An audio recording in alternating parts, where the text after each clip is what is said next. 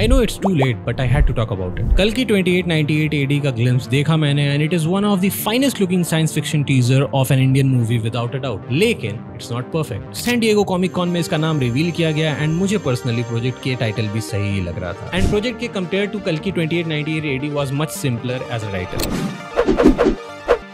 इस फिल्म में पुराने टेक्स्ट एंड माइथोलॉजी से इंस्पिरेशन ली गई है to make it an epic science fiction film, क्योंकि कायदे से कलयुग 428899 CE और AD में खत्म किया जाएगा बाय कल्कि. यहाँ पे ऑब्वियसली 2898 AD है. क्रिएटिव लिबर्टी ली गई है to tell a story inspired by the text. But why this particular year is the question जिसका जवाब अभी मुझे भी नहीं पता. Director Nag Ashwin clearly has a vision and he knows कि what he wants and what he is doing. Unlike Om Raut, Ashwin का love and passion for film making, mythology and science fiction बहुत ही ज्यादा एविडेंट है यहाँ पे. It is India's biggest budget movie and 99% of the time it looks like one. Why and how वो हम इस video में ब्रेक डाउन करने की कोशिश करेंगे.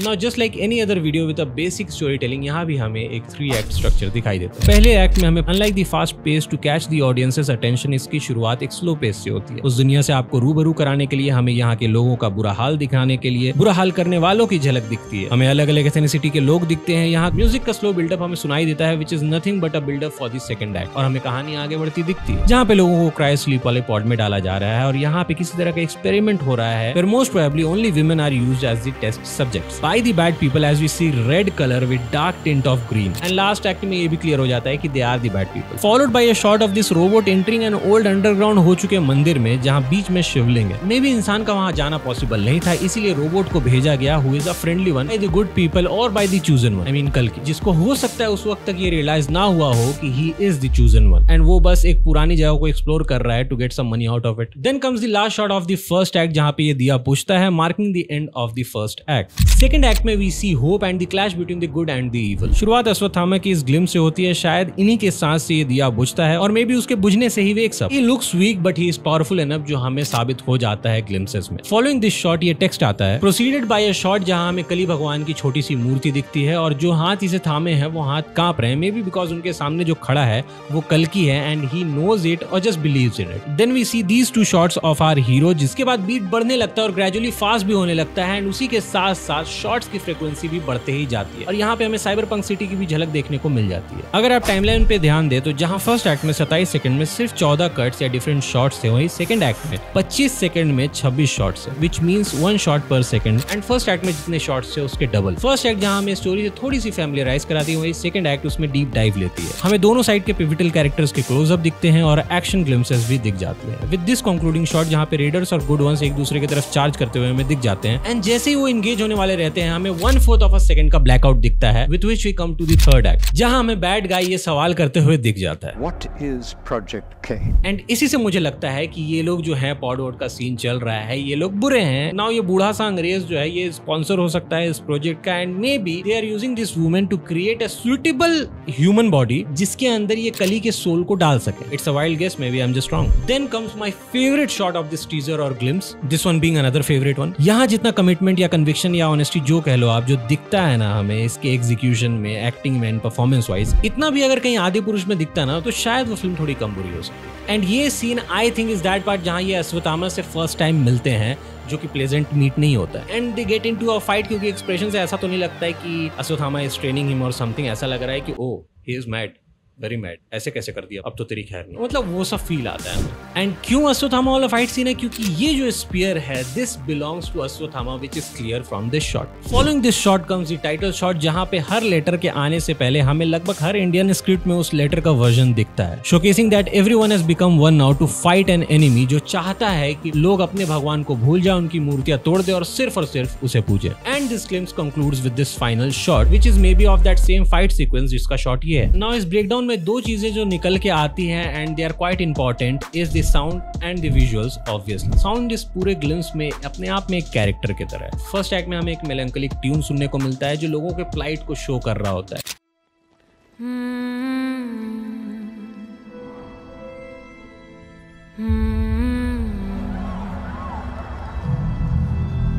सेकेंड एक्ट में शंखनाद की आवाज से आगाज होती है फाइट बैक की. Followed by a very powerful music जहां ट्रम्पेट और ड्रम बीट जैसा कुछ कॉम्बिनेशन हमें सुनाई देता है जो धीरे धीरे बढ़ती ही जाती है और बहुत ही प्रोमिनेंट होते जाती है और फास्ट होते जाती है. then it comes to a stop with the sound of a fully blown trumpet.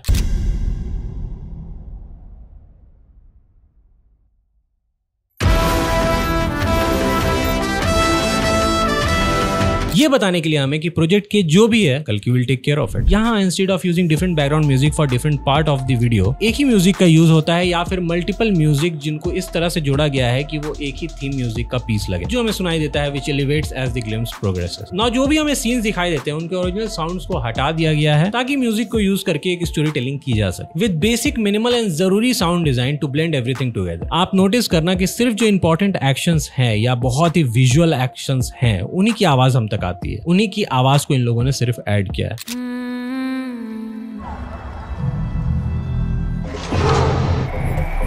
In fact जो ये डायलॉग वाला सीन है यहाँ पे डायलॉग भी हटा दिया गया है, उस सीन का पूरा साउंड ही गायब।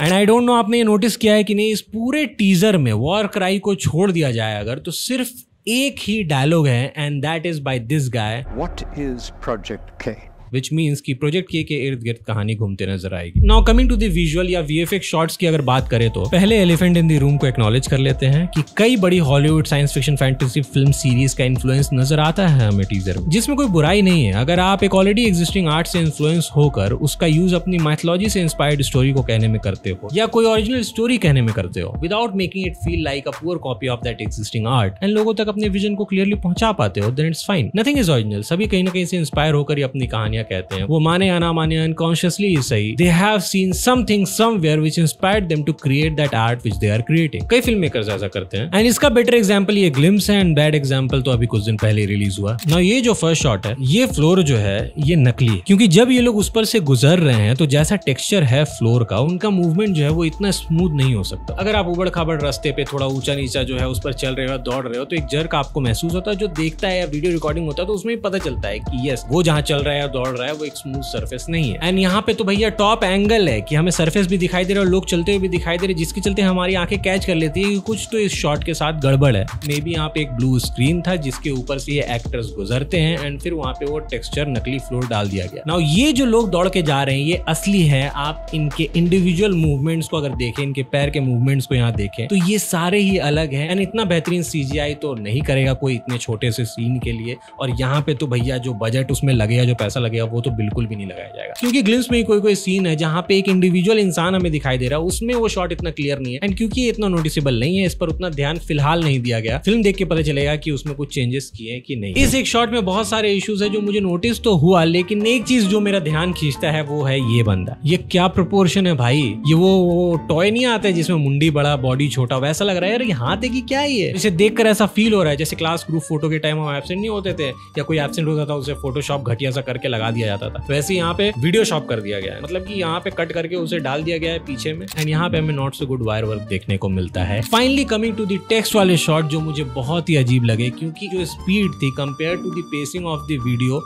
ये बहुत ही फास्ट आपके सामने आते हैं एंड जब भी ये टेक्स्ट वाले शॉट्स आते हैं तब मेरे को लग रहा था कि यार इसको थोड़ा आप स्लो कर देते। अगर म्यूजिक के हिसाब से भी कंपेयर करो तो मूवमेंट फास्ट है जो बहुत जारिंग भी लगता है एंड फॉन्ट भी बहुत ही बेसिक सा लग रहा है। उनकी मर्जी है भैया जो यूज करे, इसमें कोई गलत सही नहीं है but it's just my personal choice. Rest all looks great. मैं ये नेट पिक कर रहा था तब इतनी चीजें मुझे नोटिस हुई, ऐसे अगर कैजुअली आप देख रहे हो या फिर ध्यान देके भी देख रहे हो तो स्टोरी टेलिंग और जो चीजें आपको नजर आती है उससे आप इतना मंत्रमुग्ध होते हो कि आपका ध्यान वहां नहीं जा रहा। And I don't really think ये सुदर्शन चक्र कहीं से भी है, मुझे तो नहीं लग रहा। The use of practical and VFX shot is what I appreciate the most in it. Physical elements हमें देखने को मिलते हैं किसी ना किसी शेप और फॉर्म में विच सेल्स द सीन। जो सेट्स हैं वो सेट प्रैक्टिकली बनाए गए हैं और वो अच्छे से बनाए गए हैं जिसके चलते ऐसा लगता है कि they belong to that environment. वो नकलीपन नहीं लगता क्योंकि यहाँ पे बहुत ही अच्छा ब्लेंड और बैलेंस हमें दिखता है कि क्या चीजें इन्हें प्रैक्टिकली बनाई हैं और क्या चीजें इन्होंने वीएफएक्स में ऐड किया है, unlike what the creators of Adipurush did. One more thing is the teaser focuses on the world of Kalki and the story of Kalki instead of just focusing on the lead character, मतलब Kalki 2898 AD. Now concluding this video, bad news ये है कि इसका कोई भी release date अभी तक नहीं है और ये न्यूज गुड इसलिए है क्योंकि भैया आप अपना टाइम लो, कोई हड़बड़ी नहीं है, लेकिन एक ही बार जो प्रोडक्ट दो या प्रोडक्ट का ट्रेलर तो ऐसा दो कि देख के लगे हाँ this is the complete work, मैं तो जाने वाला हूँ एंड इट लुक्स गुड। इतना पैसा लगा है तो वो दिख रहा है कि कितना पैसा लगा है। लोग अपने पूरा पूरे देसी स्टाइल में कॉम्प्लीमेंट कर रहे हैं फिल्म को। ब्रो टीजर देखा क्या, लग ही नहीं रहा कि बॉलीवुड फिल्म है। ब्रो ऐसा लगेगा ना हॉलीवुड में जाके फिल्म बनाया है, हॉलीवुड फिल्म लग रहा है Hollywood. So this was the video guys, hope you enjoyed it. अगर आपको अच्छा लगा तो लाइक करें, अच्छा नहीं लगा तो डिसलाइक करें, कमेंट करके बताएं। कुछ ज्यादा ही पसंद आ गया हो तो सब्सक्राइब करें, और अगर ऐसा ही ब्रेकडाउन आपको जवान के प्रीव्यू का देखना है तो ये वाला वीडियो जरूर चेकआउट करें। I will see you in the next one, तब तक के लिए टाटा।